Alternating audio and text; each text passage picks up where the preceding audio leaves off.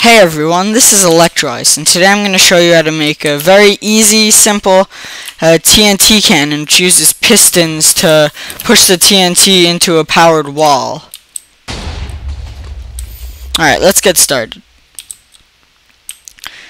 When I first build, I usually like to make a frame for my build, something I'm going to follow so I don't just have to wing it each time. So what I did here is I just laid out a basic frame using it's basically a wall. It's basically a rectangle like this, except you have to push the wall one back to leave room for the water, or else when you push the TNT, it'll extinguish the water. Alright, so what we want to do first is destroy the 3 blocks closest to this area. That was an unneeded block. And you want to place pistons, 3 pistons in my case, but you can use more. You just have to add more pistons.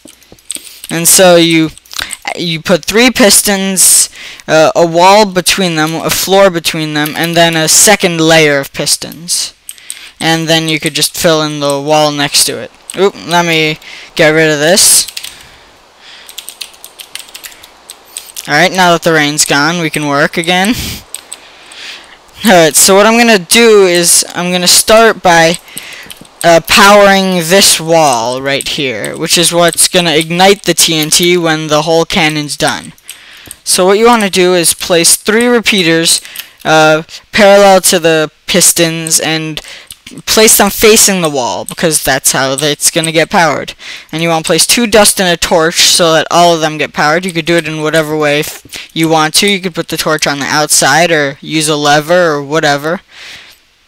But now you're going to do the same thing on the top, except without the torch. You're going to just add 3 wire, because the torch is powering the top, which allows all the repeaters to get powered. And then just fill in that wall after you're done. And fill in this, whatever, it doesn't really matter. Next, what you're going to do is you're going to start powering these pistons, or setting up the wires to power the pistons. And so what you want to do is put blocks behind the pistons, because if you run wire on top of them, then that'll power the pistons. But you're not going to use a torch for this. Alright, so you're going to start by placing a button here, which is where you ignite the TNT and watch everything blow up in awesome mayhem. And you're going to place a wire 3 perpendicular from the button. So just 3 down, and then you're going to place a glowstone right across from the piston, and then you're going to place a dust, a glowstone on top of that, and then a glowstone on top of that with another dust, and then run that dust all the way down. Now what this does, because power can now be transferred through glowstone, you can make a vertical staircase like this without having to spiral it around in a very space-consuming manner. So now you have that. If you press this button, you'll see... Oh, whoops. I forgot to put the wire here. So press the button and you'll see that that is all done. And then just fill in this like you did with everything else. And now you're basically done. That's the hard part. So now what you just need to do is you need to power the igniter TNT, or the launch TNT as I call it. So what you want to do is just make a path around, so just make a path around the pistons and just run a wire.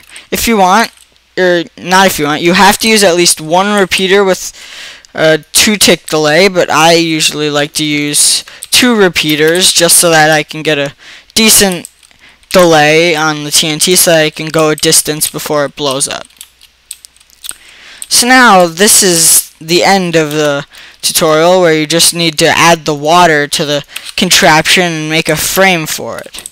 So you add the water here, which will loop around, and then you want to... A lot of people use different techniques like half slabs here, but as shown in one of Seth Bling's videos, you can use a pressure plate with a fence under it, which will propel the TNT a lot more than even a half slab will. And so now you basically have this, which is the basic design for the cannon. Now you just need to add aesthetic things. Like for mine, I wrap this around to make it look less raw, and I added in mine glass panes just to make it look nicer, to sort of make a viewing window. And the last thing I did was add the TNT and watch it blow up. So get some TNT, go in here, and by the way, sometimes you can place the TNT like this by accident. Don't worry, the water will obviously just diminish the effects of the TNT so that it won't destroy your cannon. So then you just place the igniter TNT right here. The repeater's going into it, which will power it, and then now you're done. Now you have a fully functional TNT cannon using pistons. So all the TNT will go down, that'll get ignited, and the TNT will be shot. Thanks for watching.